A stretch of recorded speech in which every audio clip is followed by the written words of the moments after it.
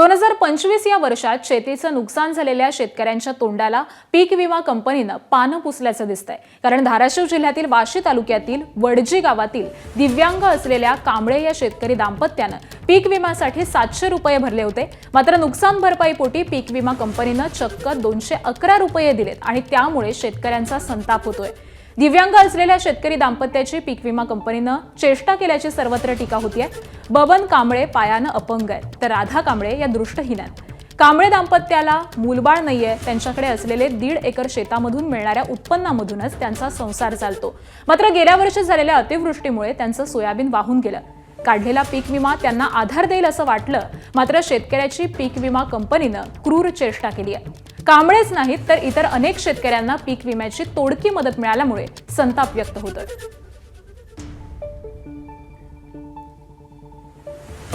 मामा, किती शेती आहे, तुम्ही किती विमा भरला होता आणि किती मिळाला? 62 आर शेती आहे आणि 720 रुपये विमा भरला होता। लोकांचे पैसे येऊन बसलं उसनं, ते काय दिलेलं नाहीत आणि सुद्धा, पण ते विमा आला पण 211 रुपये ते उचललंच नाही, तसंच ठेवून दिला। मी म्हणलं काय करायचं उचलून, म्हणून तिरकेला जायला जातो आमचं 300 रुपये रिक्षाला आणि विमा आला आहे 211 रुपये, त्याच्यामुळे मग ते उचललेलंच नाही, तसं चालू परत महारी।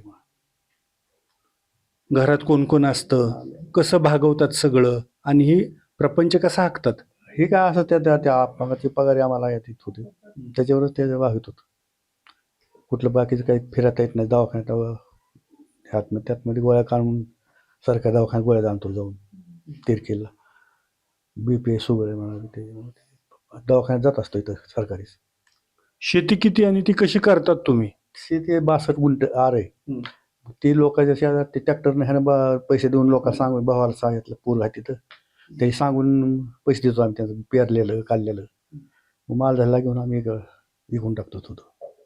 आता हे गेल्या वर्षीचा पीक विमा किती खर्च झाला पेरणीला ह्याला आणि किती पीक आलं होतं? काय पेरलं होतं? सोयाबीन होतं, सोयाबीन पेरून ते पेरायचा 1,500 खर्च, का बियाचं 1,500, 3,000 ती खर्च, न काढायला करायला 2,000, 7,000 खर्च आला त्याला। आणि किती सोयाबीन झालं? सोयाबीन झालं 2 कट, त्यातमध्ये बी ती खाल्लं जनावरांना पाऊस आल्यावर, खर्च आणि ते सगळे हे झालं, काहीच नाही त्यात जायचे संबंधच राहिला नाही। मग आता विमा भरा म्हणतो, ते आता भरायचं पहिलं चालल्यामुळे हे काहीच येत नाही त्यातमध्ये, भरला नाही नाही भरला।